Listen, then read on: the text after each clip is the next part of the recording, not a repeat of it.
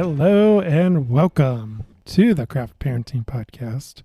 Podcast about two Cincinnati craft beer lovers with a parenting problem. But what does that have to do with our topic?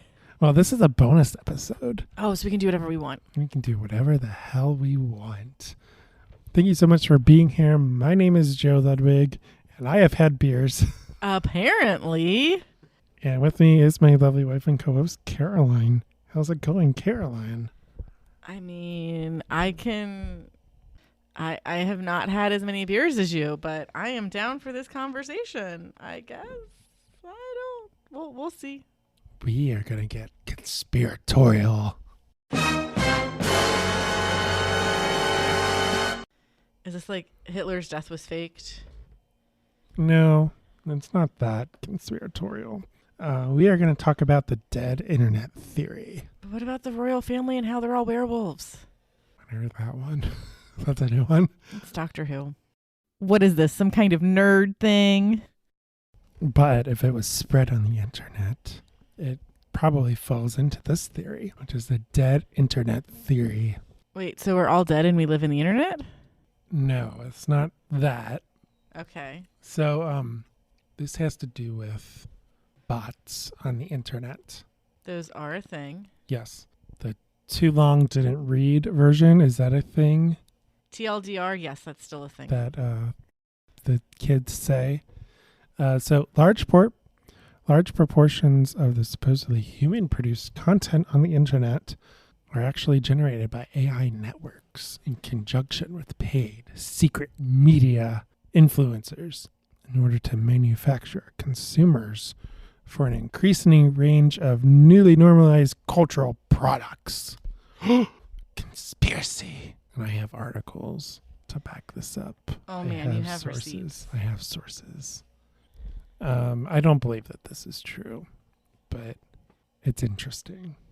Oh, and I was going to say, like, somebody totally talked about this on Joe Rogan's podcast before I stopped listening to Joe Rogan's podcast because it's only on Spotify and I refuse to get Spotify. So basically, like, there'd be groups that someone would start and it'd be like, I love dogs.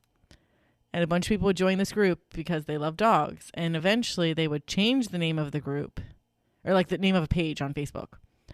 They changed it to like Trump for President 2020. And then just change. But they'd have all these people that liked the page when it was I like dogs.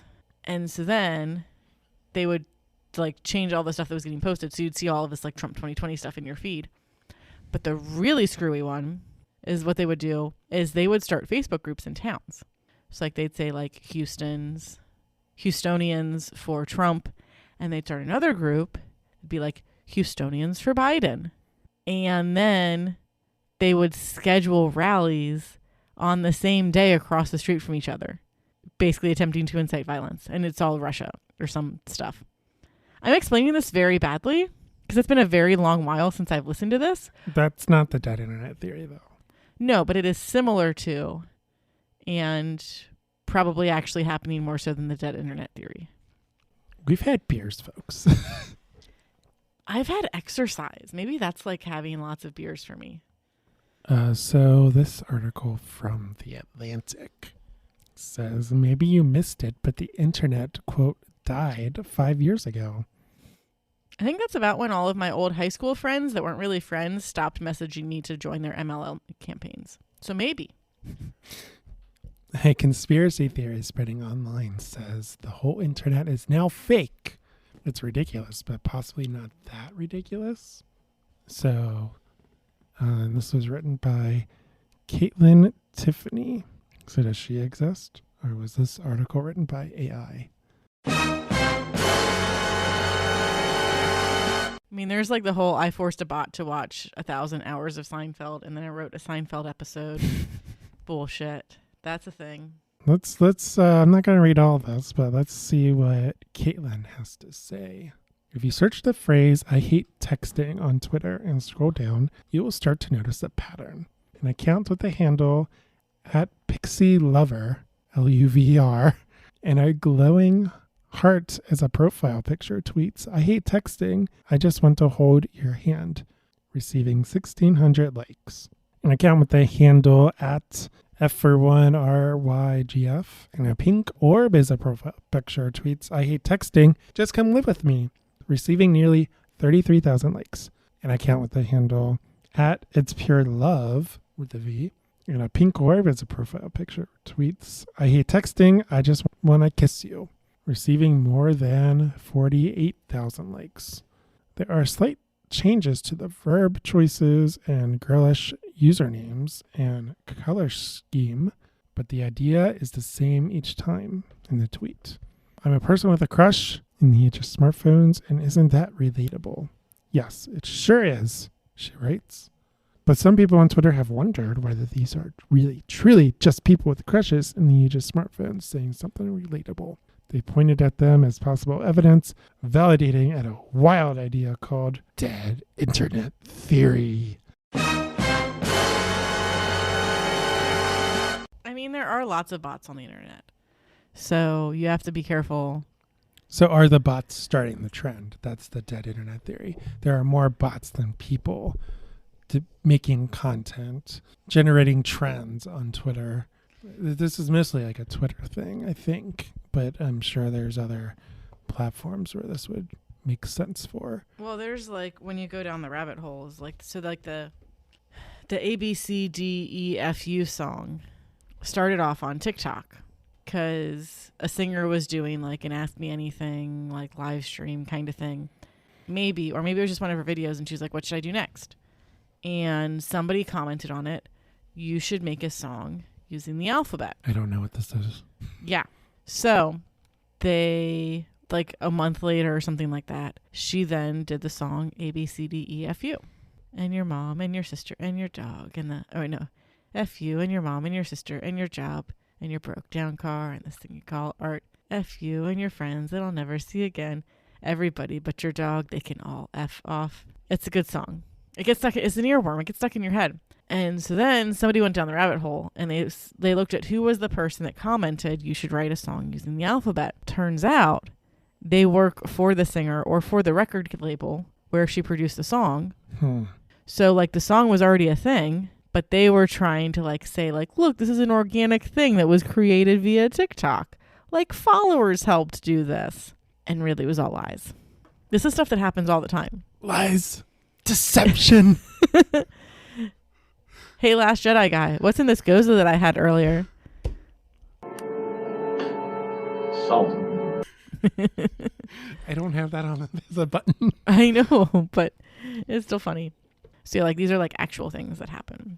But then there's also things where it's like, use your predictive text to answer this question of like, why can't I go to work today? Or like, what's the excuse that you're telling your boss as to why you can't go to work today? So type into your phone, I can't go to work because, and then just hit the center button until it makes a phrase that makes sense. That's a great idea. It's so much fun. This person, this journalist goes on and says, dead. If they actually exist. We need to circle back to that. If they actually exist. She goes on and says, dead internet theory suggests that the internet has been almost entirely taken over by artificial intelligence. Like lots of other online conspiracy theories, the audience for this one is growing because of discussion led by a mix of true believers, sarcastic trolls, and idly curious lovers of chit-chat. I mean, a very high percentage of accounts on the internet are bots or at this point, dead people. So it's like 10% of Twitter's user base is 95% of the tweets or something like that, because the other accounts are just like follow accounts, or they're like, or bots that aren't active anymore, or dead people. So like when it's like Twitter says, well, it's 10% at most of people on Twitter say. Really, it's like 1% of the people on Twitter say. But like I think I have 2 Twitter accounts, and they've both only ever had like 2 tweets at most. Oh, you still have those Twitter accounts? I don't know. I don't even remember what my username was. I probably had like 4 followers. Well, if it's public, you would be surprised. One might, for example, point at @_ cap1corn. Capricorn? Capricorn? Capricorn. Capricorn? It's cap1 corn. Capricorn. Capricorn. Okay. The birth sign. Sure. Like I'm a Gemini and you're a Virgo. There's also a Capricorn. So one might, for example, point to at Capricorn, a Twitter account with what looks like a blue orb with a pink spot in the middle as a profile picture. In the spring, the account tweeted, "I hate texting, come over and cuddle me." And then, "I hate texting, I just want to hug you." And then, "I hate texting, just come live with me." And then, "I hate texting, I just want to kiss you," which got 1,300 likes, but didn't perform as well as it did for It's Pure Love, at It's Pure Love. But unlike lots of other online conspiracy theories, this one has a morsel of truth to it. Person or bot? Does it really matter? And then she goes on to talk about the origins of it. The origins were on a thread, an online forum called Agora Roads Macintosh Cafe, which you read Reddit. You probably know about that, maybe? I don't know. I don't read that much Reddit. You're on Reddit all the time. It's Am I the Asshole? And like malicious compliance. So I think it's interesting. Are we bots? Caroline, are you a bot? If I am, I'm powered by beer, crafting, and toddler snuggles. So I think that'd be really weird for a bot to be powered by any of those things. Yeah. But would a bot say that? Would a bot not say that? I don't know. Can I pass the Turing test? What's that? Can you get conspiracy theories about AI and not know what the Turing test is? I have to look at the Joe Schmo description of it. 3 days later. Sorry, it's Turing test. The Turing test is a method of inquiry in artificial intelligence for determining whether or not a computer is capable of thinking like a human being. The test is named after Alan Turing, the founding of the Turing test, and an English computer scientist, cryptanalyst, mathematician, and theoretical biologist. So an AI can't turn like in a circle? Is that the theory? No, so it's like, can the machine spit out something that a human would be unable to determine if it's from the human or the machine? Interesting. Yeah. I still don't get it. It's a 3-person game in which a computer uses written communication to try to fool a human interrogator into thinking that it's another person. So what's the test then? It's a method of inquiry in artificial intelligence for determining whether or not a computer is capable of thinking like a human being. I just want to see how many times I can talk around in circles to see if you start freaking out, and it's working. What is the test? I don't know. So it's basically like, if I asked you to write something, would I be able to tell the difference between what you wrote and what your computer wrote without any input from a human? I don't know. I mean, the AI are getting kind of good at that, right? Mm-hmm. At writing. So yeah, the conversation is limited to a text-only channel, such as the computer keyboard and screen. So it would not depend on the machine's ability to render words as speech. Interesting. Mm-hmm. Yeah, so dead internet theory. Are all those posts that you see on Twitter, are they real or fake? What about Facebook? I mean, Facebook also has the same issue where like only a small portion of the user base overall Engages. Yeah, because A lot of people just look. yeah, or because like people forgot how to log into their account, or their account got hacked, so they created a new account. People died. People just said, "I'm done with Facebook forever." You have lots of people that no longer use it for varying reasons, but those accounts still exist. Well, I think that the conspiracy theory is that all of the trends are generated by bots. So the bot says, this is the trend today. This is what we're going to talk about. And then everyone tweets about it. And then the news picks it up. And everyone talks about it. Everyone hears about it.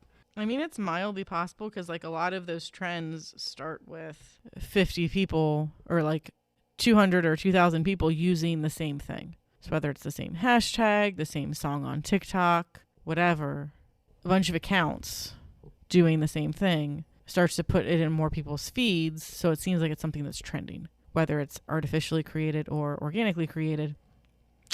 I don't know. Yeah, so people on the internet, if you're listening to this, tell us if you are a bot or a human.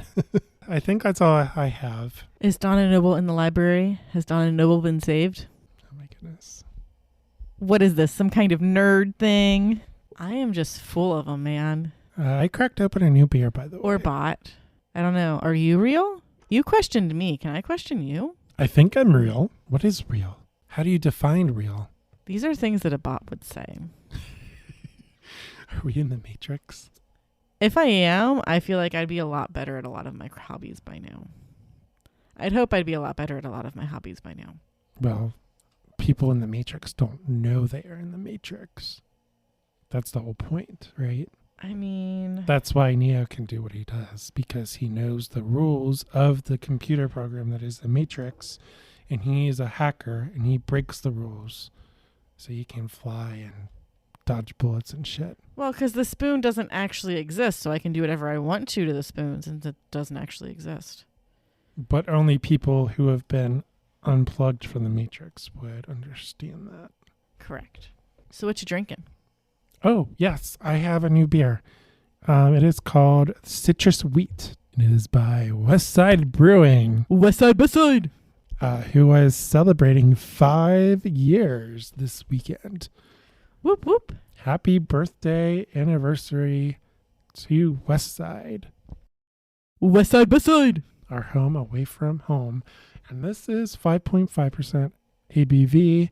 It is 20 IBUs. The description is golden in color, big citrus aromas from citra hops. Golden in color, big citrus aromas from citra hops are enhanced by the use of orange peel. Orange blossom honey gives complementary floral notes, and it closes with a soft finish for a refreshing summer brew. And it is very refreshing. So they got that right. It's really, really yummy. And it's an ale with spices and honey. So yeah, it's sweet. It's citrusy. Very delicious. Faux show. And what are you drinking? I am drinking an Astra Pink Lemonade Hard Seltzer. It is 5% and has 0 gluten. Nice. Lemonade Stand Series. Pink Lemonade. Flavor-forward hard seltzer with bright, tart, summery lemon and raspberry. Astra Hard Seltzer is dedicated to pioneering astronauts from the state of Ohio and throughout the USA, leading us, quote, through our hardships to the stars, end quote. Okay. Now, is that real? Is my beer real? Is Westside Brewing real? Let's close this before we get in trouble. So that does it for this bonus episode. Make sure to like, follow, and subscribe to us on all the social medias. We are on Facebook, Instagram, and YouTube at Craft Parenting Podcast. We have an email. It is craftparentingpodcast@gmail.com.